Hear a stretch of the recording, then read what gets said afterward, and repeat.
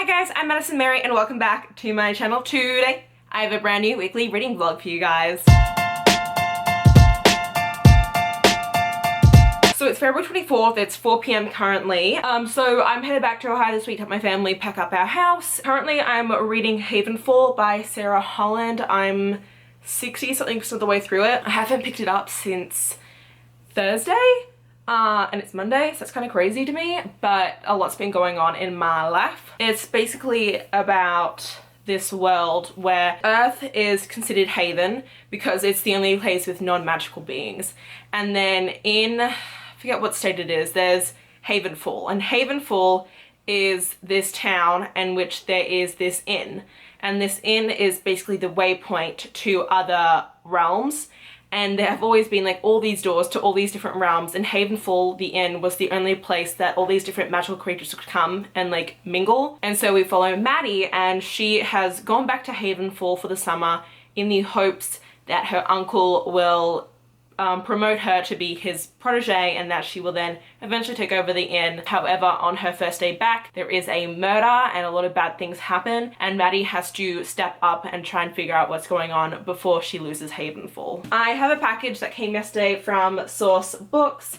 I decided to be patient to wait to open it until now. So we have The Tourist Attraction, and this comes out on May 5th. This is about a guy who has this diner called The Tourist Trap, and it was meant to be a joke, but now everyone comes to it, and so he's like, great. Then we also follow Zoe, and she's spending 2 weeks in Alaska, and it's about the two of them apparently falling in love. Then we have Bad Bachelor. So there's an app called Bad Bachelors, and obviously it's like to warn women of like, don't date these men. We follow Reed, who has like this whole PR whiz, and he's like known as an image fixer, but now he's ended up on the app himself. And so we have Daisy Crier, and she works at a library, and Reed offers to help her fix the library in the hope that it'll help his reputation. And then we have The Perfect Escape by Suzanne Park. We follow Nate and then Kate, and the two of them end up colliding at a zombie-themed escape room where they both work. And a local tech company is hosting a huge survivalist competition with a massive cash prize, and it could solve like both of the individual problems that they're going through, and so the two of them, I guess, participating together. And like, doesn't that sound really fun? But yeah, that's kind of it for now. Just want to give you guys a little update. Goodbye. Hey, so I finished Havenfall. Let me show you it. Ta-da! I finished it just a little bit ago. I actually ended up liking the back half a lot more than the first half of it, which was kind of surprising to me. Our main character, Maddie, she's okay, but it takes this entire book for her to kind of grow a backbone at all and kind of have any confidence in herself. Like, she's very self-deprecating throughout the entire novel, and sometimes it's just really hard to read. So I definitely do want to continue on with this series. It's only the first book in it, and I think that it will actually get a lot better as it goes on, just because this felt like a very big setup in order to give you background on this world and everything that's been going on. It has a lot of potential, and I'm excited. This actually comes in, I think, my limit crate for March. But now I am about to start Bone Crier's Moon by Catherine Purdy. I have read her other series called Burning Glass, so I'm really excited to start this next book from her. I really enjoy her writing. I really, truly believe I'm going to adore this book, and I really hope I can finish this quickly because I also have to read Wicked Saints this week. Hey, so it is 1:28 a.m. I am 155 pages into Bone Crier's Moon by Catherine Purdy. I really like it so far. It's going pretty well. We have 3 different point of views in this. We have Sabine, Elise, and Bastian. Sabine and Elise are both bone criers, which they're not actually called bone criers. That's what the humans have dubbed them as through like folklore. They, in their own clan, they call themselves ḽᴏᴏᴅᴅᴅ. Basically, they're farriers of the dead. To become a farrier, there's 4 tasks you have to complete. You have to kill 3 animals of your own choosing, and are imbued with that power from that animal through like their bone. You like carve it, and then you like keep it on your body, and then you get that power. And so you do that 3 times, and then your 4th kill is your amour, and that is like your fated one. And the way that it works is, you know, they do their siren song on their lute on a bridge, and it lures their man there, and then they dance with the man, and then they go and kill him and bury him, and then they become a fully fledged luress, and then they can finally bury the dead. And so we follow ɪḻsᴜ, and the book starts out with her claiming her third kill, and she's trying to get like really powerful, like smart ones so she can be better than her mum. Her mum is currently the matron of their clan. Obviously, like it says on the back that she doesn't mess up during her like fourth rite of like luring her man. The issue is that her man, Bastion, has been planning to kill bone criers since he saw his dad get killed by one, and so like he has his friends there and they all team up. And then basically she gets kidnapped, but Sabine is there, and Sabine now feels guilty because Sabine hates the idea of having to sacrifice animals or kill anything. So she only actually has one, like bone grace. I think they're called bone graces. And hers is a salamander. So she heals very quickly, which is kind of cool. But she feels guilty because she couldn't save ɪḻsᴜ because she doesn't have enough power, and so she feels guilty for that. Then you have ɪḻsᴜ, who's been taken captive by these people and stripped of her bone graces, so she's now powerless. And then you have Bastion, who wants to kill ɪḻsᴜ but can't kill her because if he kills her, he will also die because they're fated soulmates. So that's basically the story of like the first 50 or so pages. You find out all that. That's as much of the plot as I'm going to give away. Otherwise, you know, spoiler territory. We don't do that on this channel. But this is really like the epitome of what I'm guessing is going to be enemies to lovers. I'm going to guess Bastion and ɪḻsᴜ end up together. But like right now, like they're enemies. Like they hate each other. Like really hate each other. Like I've seen enemies to lovers before in fantasy, but this is like enemies, like, and like these they no. I love ɪḻsᴜ and I love Sabine. Sabine's like she's so pure-hearted, and you just kind of feel bad for her. I hope she doesn't end up annoying me. And then ɪḻsᴜ is like just this badass chick who is just pissed off at herself because she's like, God damn it, I can't believe I did this. Now I gotta find a way out. And she's like, she's pretty smart about it.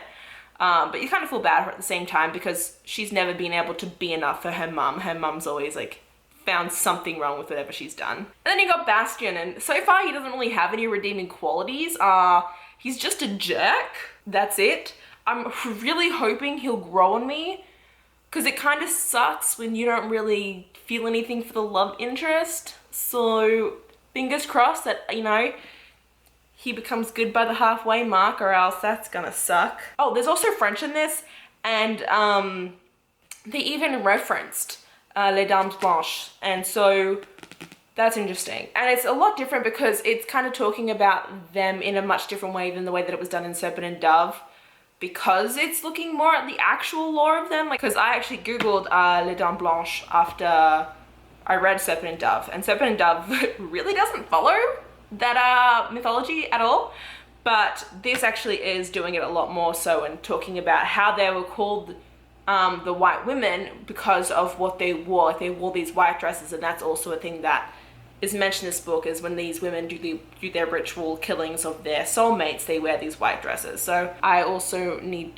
to edit and upload Friday and next Tuesday's videos, since I'll be in Ohio really busy this upcoming week. And I also need to wash my hair because I only wash my hair once a week on Tuesdays. Can you tell that it's been a week since I washed my hair, guys? No.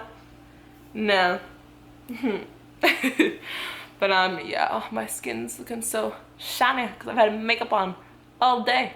That's what happens. Okay, goodbye. Hey guys, so it is what time is it?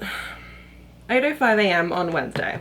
So I actually ended up staying up until 4 a.m. last night reading Bone Crier's Moon, and I finished it because I've gotten comments about how I curl my hair, which I don't really understand, considering it's like kind of just a standard thing, curling hair, I just think of.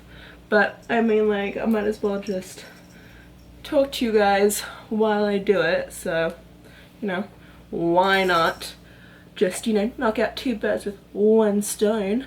So remember what I last said to you guys about Crier when I updated you guys on it on Monday, but I know it's a bit 50-50 and I really wasn't liking our male character. Take it back, I freaking love him. Like, what a fantastic development of enemies to lovers. Really definitely one of the best that I think that I have seen in a long while, actually. Okay, there's one character. You meet her pretty early on, so this isn't like a spoiler. Her name's Jules. And she's kind of like, so like Bastian has two best friends, Jules and Marcel, who also lost their dad to a crier. Jules she's really annoying and she just makes all these decisions to just annoy you as a reader. And she's like such like an instigator of like all the issues that go on in the plot. And so it just really pisses you off. There were a lot of plot twists that happened at around the 50% mark onwards that were really cool. Some of them I didn't see coming, some of them I did. Some of them I thought were really cool, some of them were not as original as I would have liked. I'm so curious though for how the sequel is going to be. And I love that it's only a duology because I definitely think that this particular plot line definitely wouldn't suit like a full-on series at this point, just with how it's been done.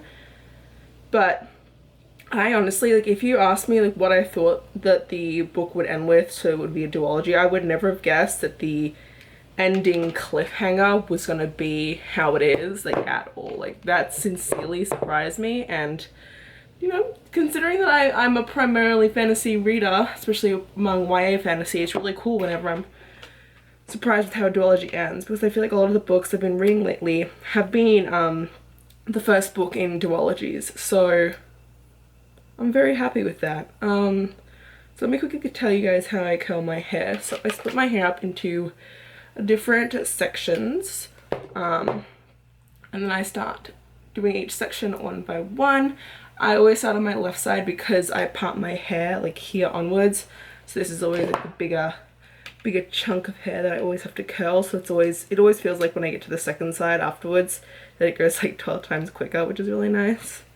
But this is just the way that I curl. Like, I just grab it and I twist it all the way around and I hold it, and then you let go and you hold it in your hand, shake it a couple times, and you let it loose, and then, you know, the curls all sit there. This is a Remington, and I put it on the highest heat setting, which is 410 degrees Fahrenheit. I also have heat protectant in my hair.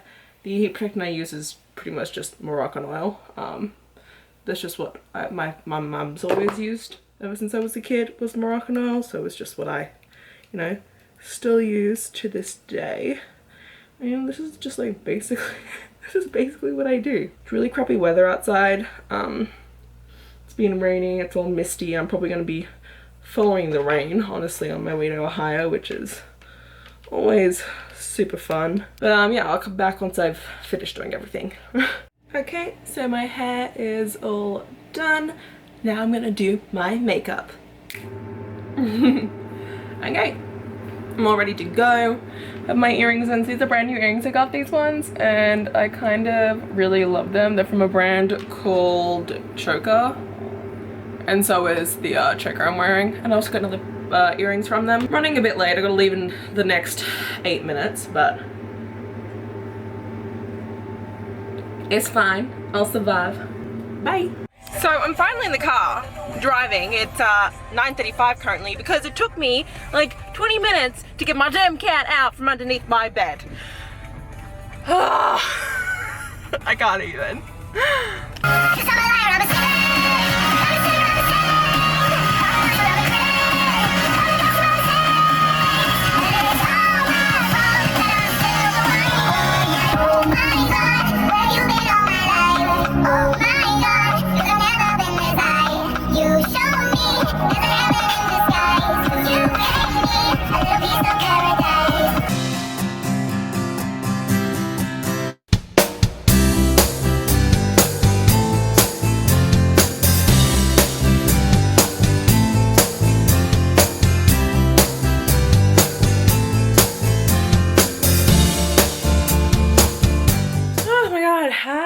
Happy, what day is it? Thursday. I'm in Ohio. Didn't update you guys at all yesterday much, but I want to let you guys know. So Tuesday, yesterday, came back here, did a lot of errands with my parents and helping get the house ready to get packed. We went out to dinner with some friends last night. Then this morning, it's 10:48 a.m. I went grocery shopping for my parents, did a whole thing because we have like nothing here. But yeah, that's my update for you guys. I haven't read anything since I finished Crier. Brianna is 3 chapters into Wicked Saints. I think I'm gonna start listening to an audiobook, but I haven't decided yet which one. So I'll catch you guys up later once I pick my audiobook for the first time since last April. Bye.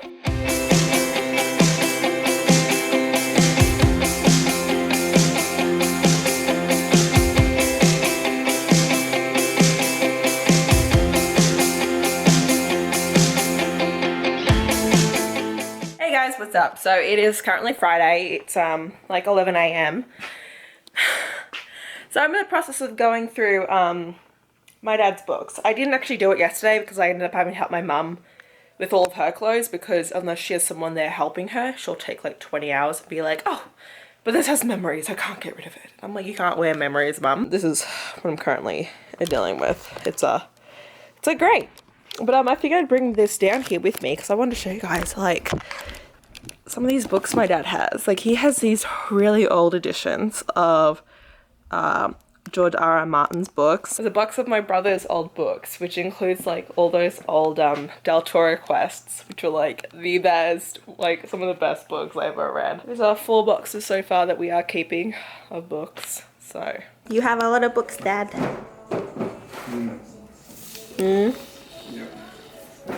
Yeah. I read a lot. Dragonlance is how you got into reading fantasy? Yep. The first series I started reading, and then after that I got into Tolkien, and then Rainbow D Feast. Does he still write? Not very often. In a book so old it looks like it has sprayed edges. Okay, so it is now Sunday. I have not updated you guys at all because you know what, packing takes a lot of effort, so I don't know what to tell you. I just got ready because I'm actually hanging out with Amy from Aquatic Crown and Quills. We're going to get pizza together tonight, but I just want to come down. It's like 6 o'clock now. I just want to show you guys, you know, kind of what the almost final product is out of everything that I was kind of showing you guys the other day.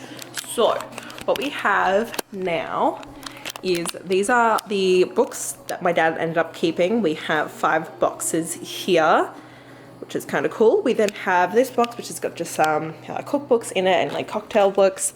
These are books that we're donating. So we are donating 1, 2, 3, 4, 5, 6, 7, 8 boxes of books. I'm still deciding if I want to keep these books by Kate Forsyth, and then these 2 boxes are literally just full of old video games and old video game consoles that my brother and I have accumulated. Those are books that I managed to sell. This is just some more of my brother's old random stuff. And this, which was covered in stuff, is now empty, which is really nice. Let me show you guys a picture of me and my nonna when I was a little kid. This is me and my nonna. Am I an adorable child? Yes, yes I am. It's the gobble duck. Dun dun dun dun dun. What are you doing? What are you doing? What are you doing? Hang on, let me put my thing up. Come on, up, up. Yes, what a good boy. Yes, you are. Want to sit for me? Sit. Sit. Down. Okay, back up. Stay. Yes, what a good boy. Why are your paws wet and cold, dude? Okay, you can go back upstairs.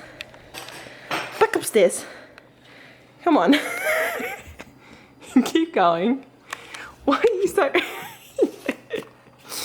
Why are you so cute? Happy official moving day. It is raining outside and my dad and I just put all these boxes in my car. There is 3, 6, there's 9 boxes all in all that I'm going to actually take to the library and see if they'll take them, and whatever they don't take I'll either drop off at Goodwill or maybe I'll bring them to half-price books, but like probably not. The only things I'm bringing to half-price books like these like 4 textbooks because a lot of the places just don't want it, which I don't get, but you know, to each their own. Okay, So you guys aren't like ever gonna guess. I'm like checking the lights to make sure it doesn't go green while I'm talking. Look what I found for $10. Like, bro, it's a freaking blue sprayed edges copy of Strange the Dreamer. What the F? Like, bro, this is nuts. Okay, it's about to go green. So I went to 2 different half-price books. Excuse you, it's not your turn to go, sir. Girl, why are you crossing the street when it says no crossing? I'm on my way home. I went to 2 different half-price books. At the first one, I just bought a single book for a secret video I'm filming in April. And then I grabbed a bunch of mangas, while at the second half-price books, I'm now gonna go home. I'll give you guys like a proper haul of all the books, probably sometime later. But yeah, bye.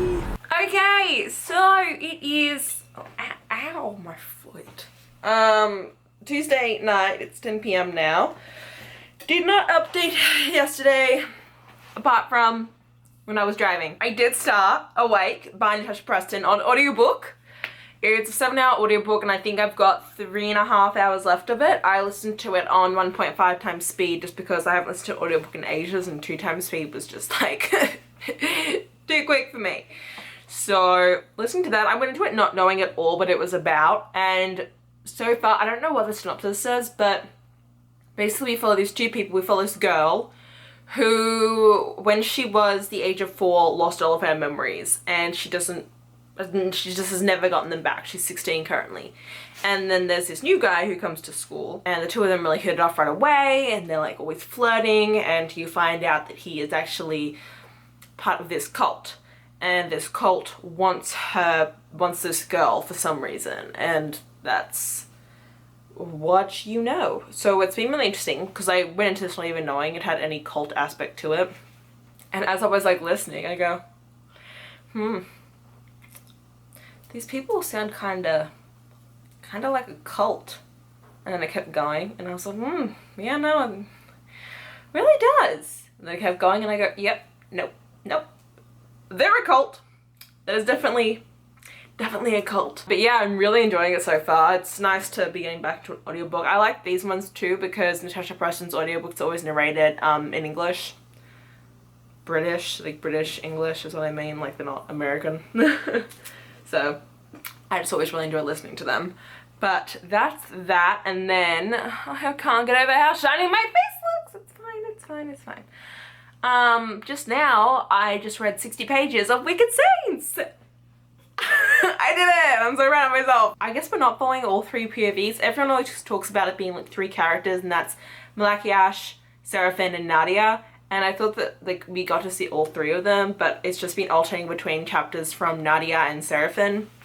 So basically there are these 2 countries, and there was like this space in between them that was like neutral land, but slowly the Seraphim's people, because he's the High Prince, they are blood mages, they use blood magic, and they completely like renounce the gods, and they've been slowly like infiltrating into Nadia's lands, and Nadia's people still love the gods, and they think that Seraphim's people are like heretics, and they haven't had a cleric in over 30 years, and Nadia is the first cleric since then. And so when the book starts off, Nadia's monastery is taken over, and the High Prince is there, Seraphim, to come get her and kill her because her blood magic will make him even more powerful. However, she escapes, and that's when she comes into contact with Malachiash and these other 2 people who, Malachiash is a blood mage too, but he wants to stop the war, but we don't really know why yet. So far that's all I know, and that's, I think, the basic synopsis of this book. So that's 68 pages in, that's kind of where we're at. I'm really liking it.